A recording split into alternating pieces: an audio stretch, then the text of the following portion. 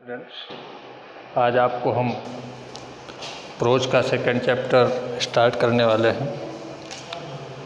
Chapter का name आपको मैं बताए दे रहा हूँ।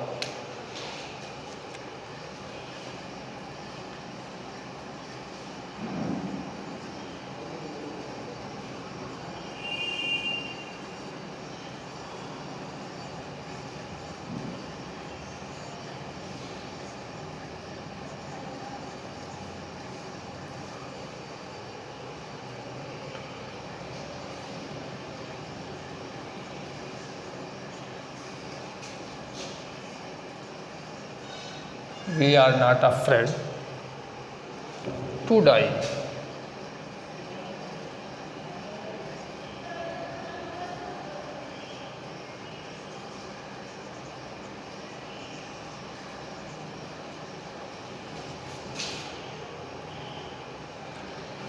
If we can all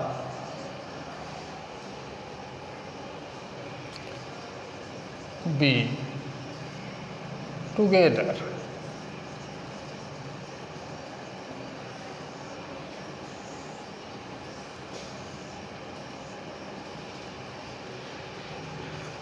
ये आपका चैप्टर है।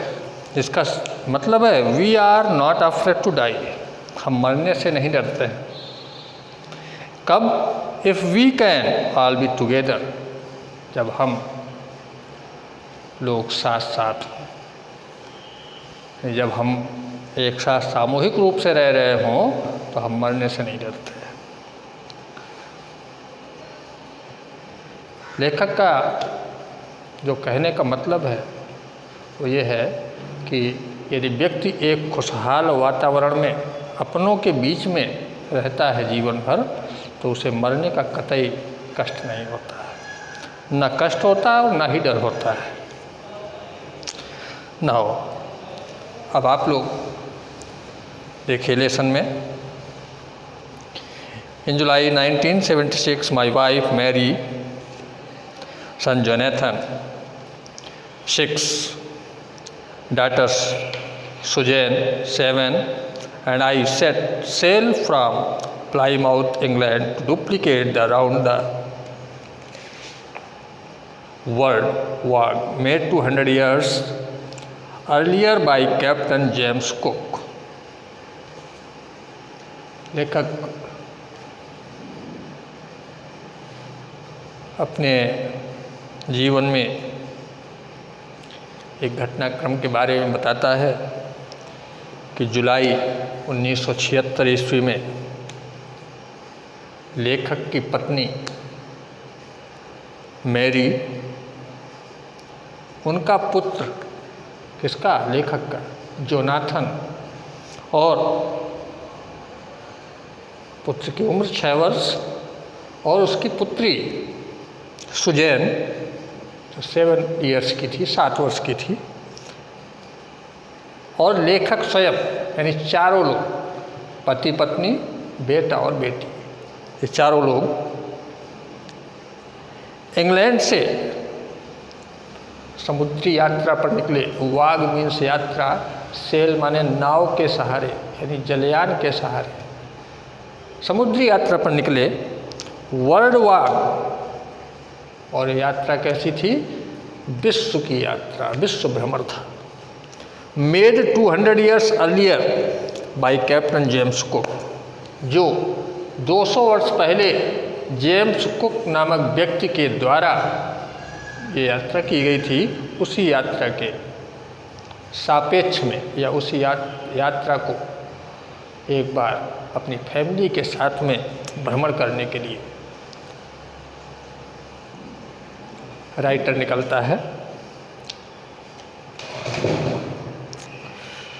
राइटर कहता है, for the longest time Mary and I, बहुत लंबे समय तक मैंने और मेरी पत्नी मैरी ने, ए 37-year-old businessman had dreamed of selling. लेखक बताता है कि मैं 37 वर्ष का व्यापारी था, यानी मेरी उम्र 37 वर्ष थी और मैं व्यापारी था। Had dreamed of selling in the wake of the famous explorer. स्वप्न देखा था, कभी सोचा था कि हम भी समुद्री यात्रा करेंगे। In the wake of the famous explorer, और ख्याति प्राप्त करेंगे। समुद्री यात्रा करने के पश्चात अपने आप को विख्यात करेंगे, अपने आप को सुप्रसिद्ध करेंगे। And for the past 16 years we had spent all our leisure time honing our seafaring skills in British waters. लेखक कहता है कि और ये सब करने में मैंने अपने जीवन के 16 वर्ष समुद्र में किस तरह से नाव चलानी है, उस नाव को चलाने को सीखने में मैंने 16 वर्ष व्यतीत किए। ठीक है। Next paragraph, our boat Wave Walker a 23 metre 30 ton wooden hulled beauty. लेखक अपनी नाव के बारे में बताता है, जिस जलयान में, जल में तैरने वाली नाव में जिससे यात्रा करना था उसको। कहता वेव वॉकर, वेव मीन्स होता है तरंग, वॉक मीन्स होता है चलना हिलना। जो ऐसी नाव मेरी थी जो तरंगों की सापेक्ष चलती थी, तरंगों के तरीके से चलती थी। 23 मीटर इसकी लेंथ थी, इस नाव की लंबाई जो थी 23 मीटर थी, और इसका जो लकड़ी का वजन था वो 30 टन का था। हैड बीन प्रोफेशनली बिल्ट, विशेष रूप से बनाई गई थी। And we had spent months fitting it out and testing it in the roughest weather we could find. लेखक कहता हमने इसे बनाने में महीनों व्यतीत किए थे, महीनों लग गया था इस नाव को बनाने में और इसका टेस्ट करने में, परीक्षण करने में। मुझे रफेस्ट वेदर, गंदे मौसम का भी सामना करना पड़ा था। यानी अलग अलग मौसम में मैंने इसको ट्रायल लिया, इसका परीक्षण किया। The first leg of our plan 3 year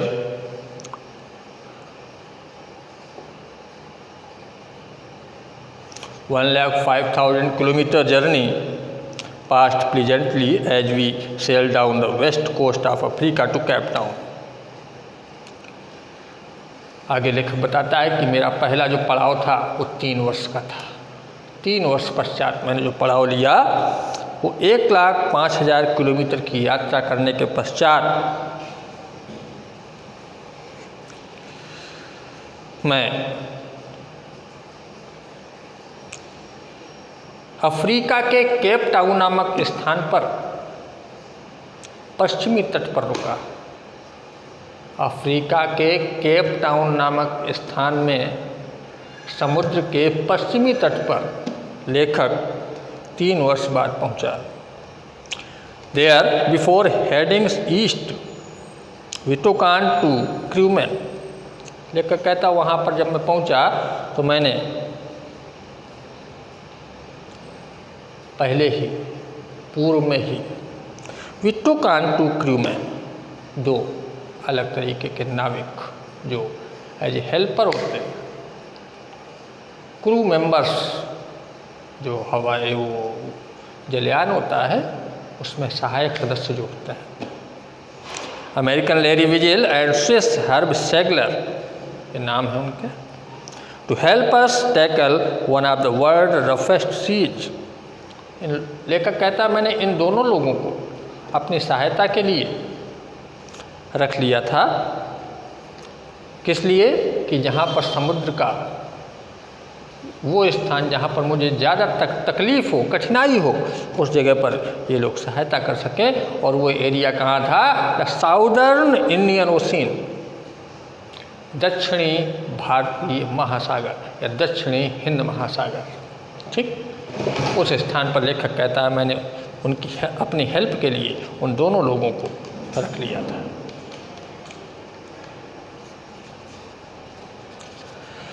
आगे बताता है on our second day out of Cape Town, अगले दिन जब मैं केप टाउन से बाहर निकला, we began to encounter strong gales. तो मुझे लेखक बताता है कि जब मैं वहाँ से दूसरे दिन बाहर निकला तो मुझे भयंकर तूफान का सामना करना पड़ा। स्ट्रॉन्ग मीन्स तेज या शक्तिशाली, गेल मीन्स तूफान। For the next few weeks, अगले कुछ सप्ताह तक, दे ब्लू कंटिन्यूसली, तूफान आ रहे थे, समुद्री तूफान लगातार आते रहे। गेल्स डिड नॉट वरी मी। लेखक कहता है कि मुझे तूफानों से कोई दिक्कत नहीं थी, तूफानों की कोई चिंता नहीं थी, but the size of the waves was alarming. किंतु जो लहरों का आकार था वो मुझे संदेह उत्पन्न कर रहा था, मुझे खतरे की घंटी बता रहा था। तो लहरों की ऊंचाई थी, लहरों का आकार था, उससे मुझे डर लग रहा था। Up to 15 metres as high as our main mast, लगभग 15 मीटर की ऊंचाई तक लहरें उठती थीं, यानी इतनी ऊंची लगभग की जितनी मेरी नाव की ऊंचाई थी, उस ऊंचाई तक, नाव के शीर्ष भाग तक लगभग लहरें उठती थी। दिसंबर 25 found us 3,500 kilometres east of Cape town. आगे लेखक बताता है 25 दिसंबर तक मैं केप टाउन से पूर्व दिशा में 3,500 किलोमीटर की यात्रा कर पाया। डिस्पाइट एट्रोसियस वेदर, मौसम अनुकूल न होने के कारण, मौसम प्रतिकूल होने के बावजूद भी, we had a wonderful holiday complete with a Christmas tree. लेखक कहता है हम लोगों ने 25 दिसंबर जो क्रिसमस डे होता है, एक आश्चर्यजनक तरीके से उस अवकाश को मनाया विद ए क्रिसमस ट्री। और आश्चर्यजनक तरीका क्या था? समुद्री यात्रा के साथ साथ क्रिसमस ट्री के साथ में ईसा मसीह का जन्मदिन मनाना। New Year's Day saw no improvement in the weather. लेखक कहता है कि नए वर्ष का जो दिन होता है, 25 दिसंबर के बाद जो नया वर्ष आता है, लेखक कहता है उस दिन भी मौसम में कोई अनुकूलता नहीं हुई, मौसम में कोई सुधार नहीं हुआ, but we reasoned that it had to change soon. लेखक कहता है किंतु मुझे ऐसा महसूस हो रहा था कि ये शीघ्र ही परिवर्तित हो जाएगा। क्या परिवर्तित हो जाएगा? मौसम। And it did change for the worse. लेखक कहता और ये बदला भी, जैसा मैंने सोचा था कि बदल जाएगा, मौसम बदला, लेकिन बदला कैसा? और भी खराब हो गया। लेखक ने जो उम्मीद की थी कि ये ठीक होगा, बदलने की स्थिति इसकी सही होगी, तो प्रतिकूल हो गई, अपोजिट हो गई, और भी खराब हो गया। एट डॉन ऑन जर्नी two the waves were gigantic. लेखक आगे बताता है कि 2 जनवरी की, डान माने प्रातःकाल, 2 जनवरी की सुबह द वेव्स वर जिग्नेटिक, अत्यधिक ऊंची ऊंची लहरें उठने लगी। We were sailing with only a small storm jib and were still making 8 knots। लेखक कहता we were sailing with only a small storm. हम लोग जो नाव को चला रहे थे वो एक सामान्य तूफान के हिसाब से चला रहे थे। And were still making 8 knots, और लगभग 8 जगह पर मैंने अपने नाव को मजबूत कर रखा था। As the ship rose to the top of each wave. लेखक कहता है कि जब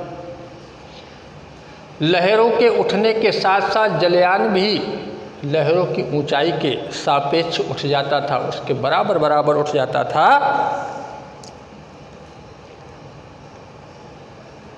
We could see endless enormous seas rolling towards us। तो लेखक कहता है जब उस स्थान से, उस लहर के उच्च शिखर से जब मैं देखता था समुद्र को, तो मुझे ये समुद्र एंडलेस, कभी समाप्त न होने वाला दिखाई पड़ता था। दूर दूर समुद्र का जल दिखाई पड़ता था, जल के सिवा कुछ नहीं दिखाई पड़ता था। इनॉर्मस सीज, अद्वितीय। एक कहता उसके सिवा मुझे कुछ दूसरा नहीं दिखाई पड़ता था, अद्भुत लगता था। रोलिंग टुवर्ड्स अस, लेखक कहता मुझे ऐसा लगता था जैसे समुद्र का जल मेरी ओर लुढ़कता हुआ चला आ रहा है। And the screaming of the wind and spray was painful to the ears. और हवा के जो झोंके थे, हवा के झोंकों में जो आवाज़ थी, वो मेरे कानों में परेशानी महसूस करा रही थी, कानों में दर्द महसूस करा रही थी। पेनफुल, दर्द महसूस करना या परेशानी उत्पन्न करना। To slow the boat down, लेखक कहता धीरे से मैंने अपनी नाव को धीमा किया। We drop the storm jib and lashed a heavy mooring rope in a loop across the stern. लेखक कहता हमने नाव की गति को धीमा किया, जिस माध्यम से हम जलयान को चला रहे थे। वी ड्रॉप्ड, को छोड़ दिया।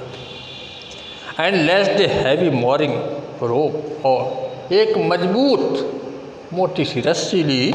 इन a loop across the stern, और उसके सहारे से अपने जलयान को बांध दिया, अपनी नौका को बांध दिया। Then we double lashed everything, लेखक कहता है इसके पश्चात हम लोगों ने प्रत्येक वस्तु को दोहरा कर बांध दिया, double round. Went through our life, अपने जीवन के बारे में विचार करने लगा। Raft drill attached lifelines, donned oilskins and life jackets and waited. अपने जीवन को बचाने के लिए, जीवन को बचाने के बारे में विचार करने लगा कि किस तरह से इन लहरों के बीच में मेरे जीवन का बचाव संभव होगा। और जो भी माध्यम थे जैकेट्स वगैरह पहनने के, वो सारे मैंने एकत्र करके रख लिए और प्रतीक्षा करने लगा उस क्षण की कि कब इनको प्रयोग किया जाए। The first indication of impending disaster came at about 6 PM। लेखक कहता कि लगभग शाम के 6 बजे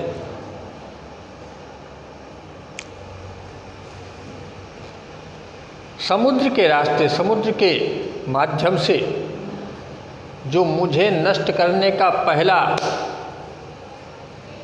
मैसेज आया, सूचना आया, उस समय लगभग शाम का 6 बजा था। विद एन ऑमिनस साइलेंस, और ये अत्यधिक शांतिपूर्वक आया।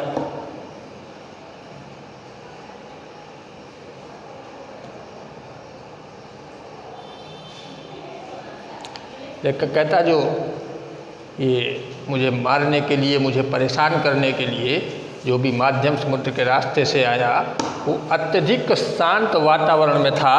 और उस शांत वातावरण के कारण मैं पूरी तरह अपने आप को सुरक्षित महसूस कर रहा था।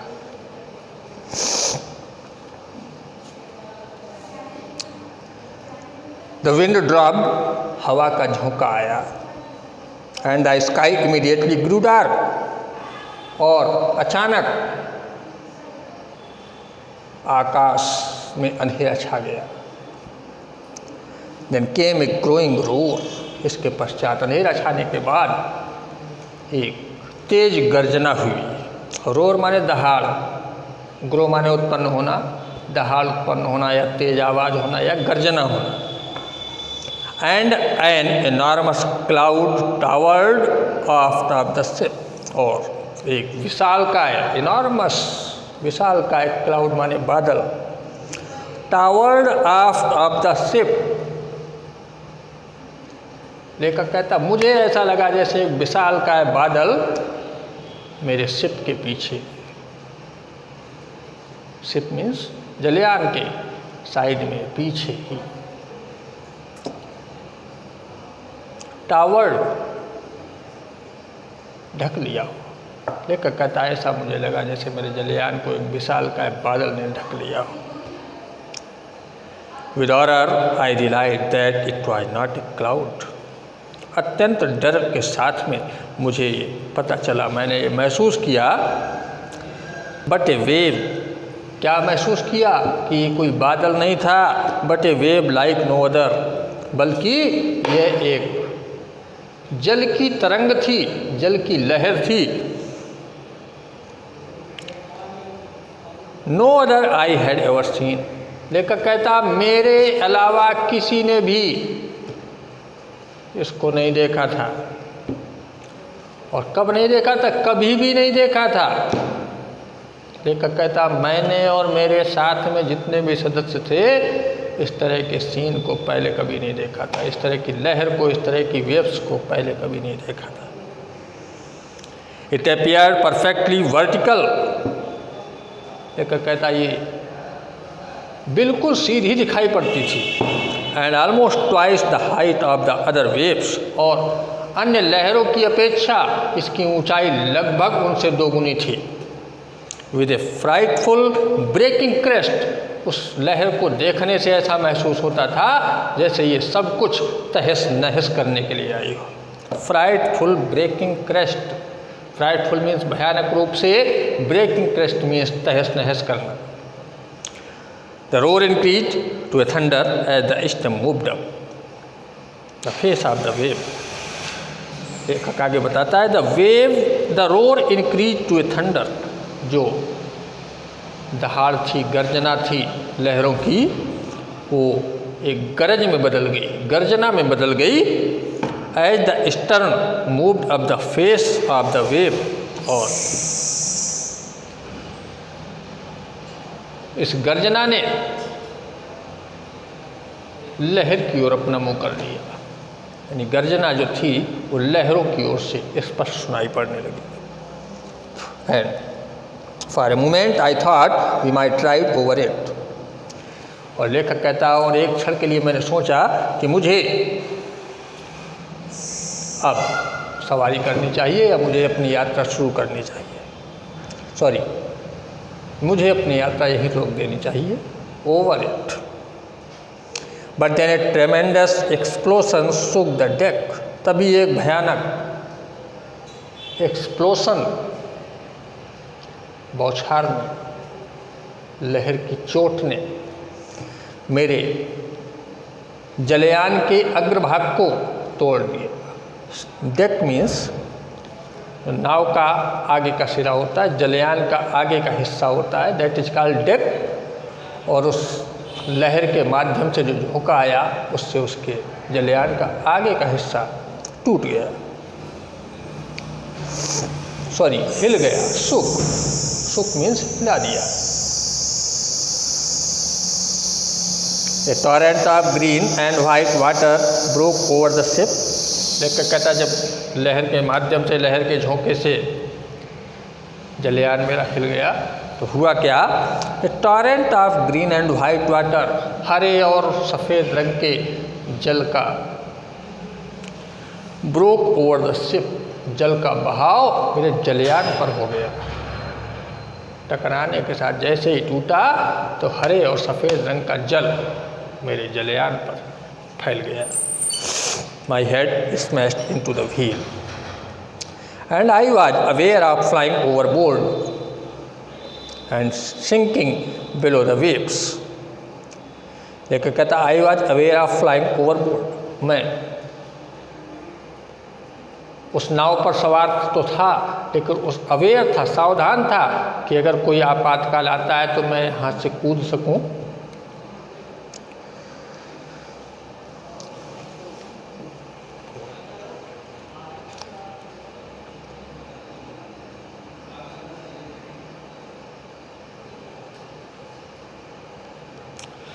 लेखक कहता my head smashed into the wheel.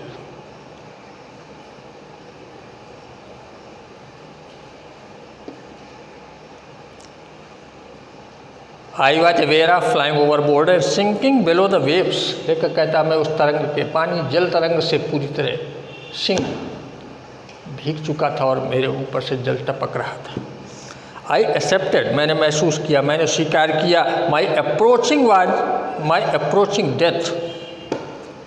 लेखक कहता कि मुझे ऐसा महसूस हुआ, मैंने स्वयं में ऐसा सोचा कि मैं मृत्यु के निकट हूँ। And as I was losing consciousness, और जैसे कि मेरी याददाश्त, चेतना, कॉन्शियसनेस मीन्स चेतना, नष्ट होने वाली हो। आई फेल्ट क्वाइट पीसफुल, मैंने अपने आप को पूरी तरह शांति में पाया, यानी सोचने की क्षमता लेखक की वहीं पर ब्रेक हो गई, रुक गई।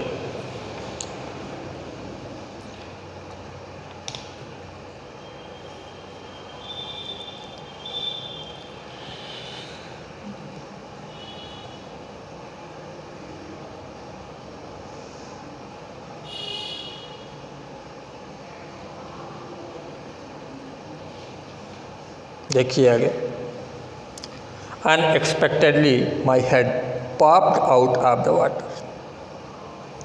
लेखक कहता मैंने बिना उम्मीद के अपना सिर पानी से ऊपर उठाया। A few metres away Wave Walker was near capsizing.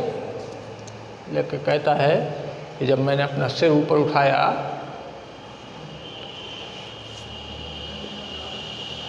तो जल की जो तरंगें थीं वो मेरे सिर से कुछ मीटर की ऊंचाई पर अब भी मंडरा रही थीं। हर मास्ट ऑलमोस्ट हॉरिजॉन्टल, और उनका जो आकार था पहले वर्टिकल था, अब हॉरिजॉन्टल हो गया था। उस समय जब लेखक को महसूस हुआ कि काले घने बादलों ने उन्हें घेर रखा है, वो काले घने बादल नहीं थे बल्कि लहरें थीं, समुद्र की विशालकाय लहरें जो कई मीटर ऊंची थी और उसको पीछे से लंबवत घेर रखे थे। अब क्या हुआ, हॉरिजॉन्टल वो वेव्स लेखक के कई मीटर ऊपर से लेखक ने महसूस की।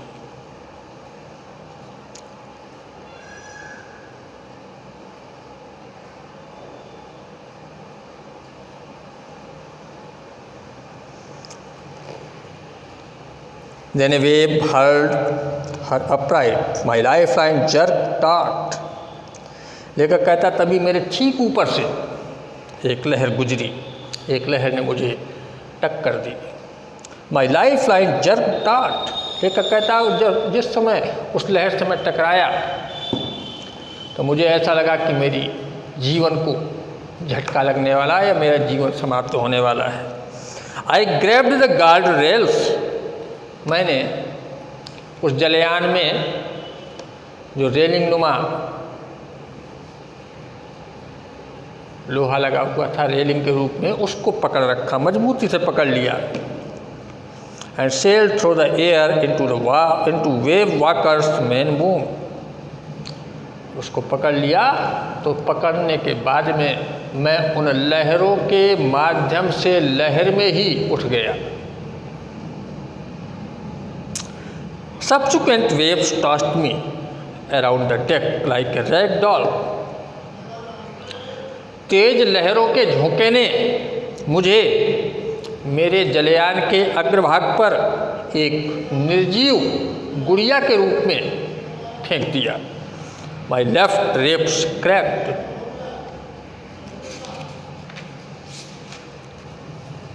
लेखक कहता जब मैं उस नाव के अग्रभाग पर गिरा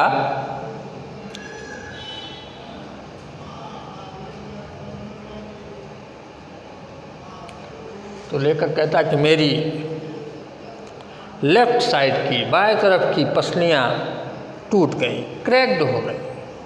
my mouth filled with blood, और मेरे मुंह में ब्लड आ गया, खून आ गया। एंड ब्रोकन टीथ, और मेरे दांत टूट गए। लहरों की चोट से इतना लेखक इंजर्ड हो गया। Somehow I found the wheel, लेखक कहता किसी तरह से मैं पहिए तक पहुंचा। Lined up the stern for the next wave and hung on, अगली तरंग के लिए या अगले तरंग से टकराने के लिए मैंने अपने आप को सीधा खड़ा किया। वाटर वाटर एवरीवेयर, लेखक कहता है जब मैंने अपने आप को स्टैंड किया, खड़ा किया, तो मुझे चारों ओर जल ही जल दिखाई पड़ रहा था। I could feel that the ship had water below, लेखक कहता मैं महसूस कर सकता था कि मेरा जो जलयान था वो जल के नीचे था, यानी जलयान के ऊपर जल हो गया था। But I dare not abandon, लेखक कहता है किंतु मैंने साहस नहीं छोड़ा, मैंने अपनी उम्मीद को कायम बनाए रखा। द व्हील टू इन्वेस्टिगेट, किस उम्मीद को? जलयान के पहिए को ढूंढने का। इन्वेस्टिगेट माने ढूंढना, परीक्षण करना, निरीक्षण करना, सर्च करना। Suddenly the front edge was thrown open and Mary appeared, लेखक कहता अचानक front hatch was thrown open, अचानक मुझे उस जल से जलयान का फ्रंट हैच, सामने वाला हिस्सा दिखाई पड़ा। एंड मैरी अपीयर्ड, और मैरी दिखाई पड़ी। मैरी कौन? मैरी मीन्स उसकी पत्नी, लेखक की पत्नी लेखक को दिखाई पड़ी।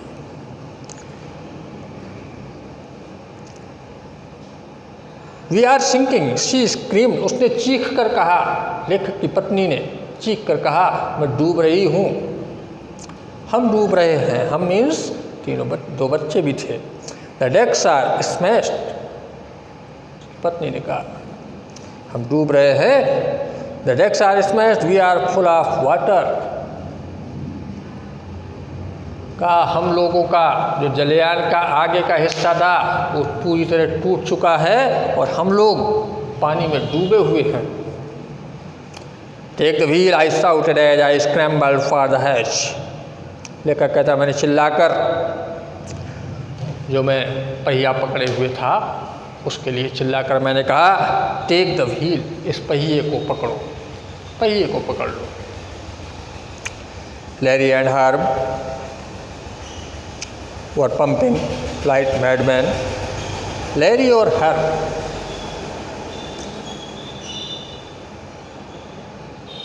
इस तरह से सांसें ले रहे थे जैसे पागल हो गए।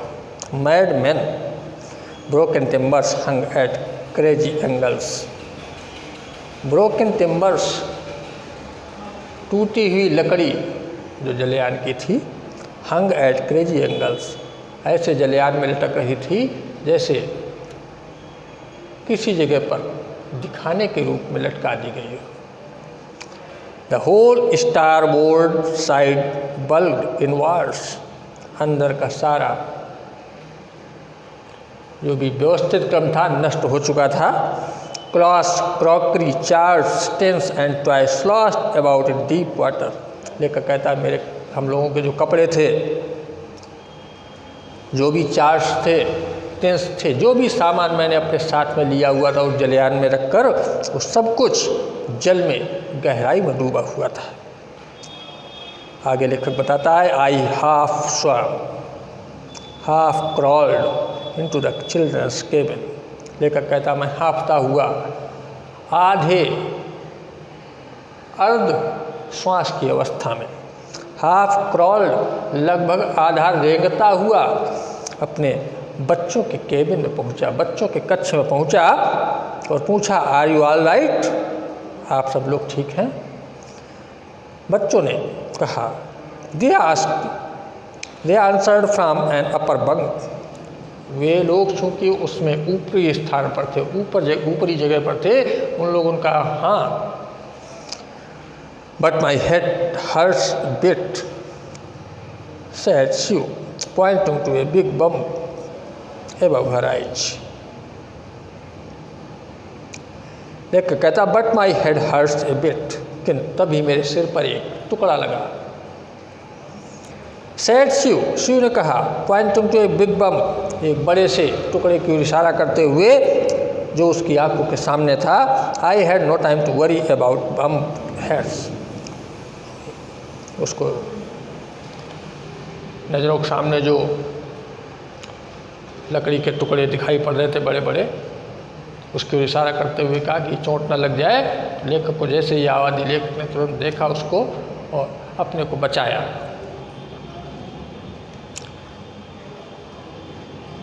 After finding a hammer, screws and canvas, लेखक कहता है कि जब मुझे हथौड़ा, पेंच या नट और कपड़ा मिल गया, आई स्ट्रगल्ड बैक ऑन डेक, तो मैं पुनः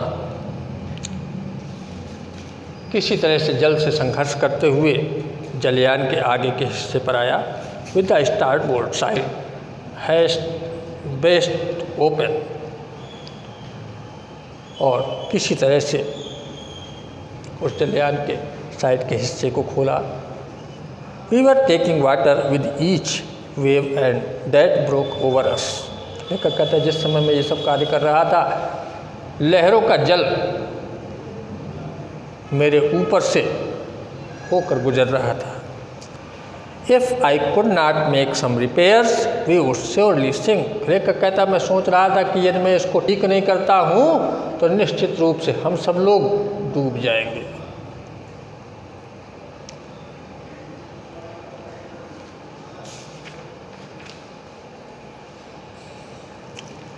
Somehow I managed to stretch canvas and secure waterproof hatch covers across the gaping holes.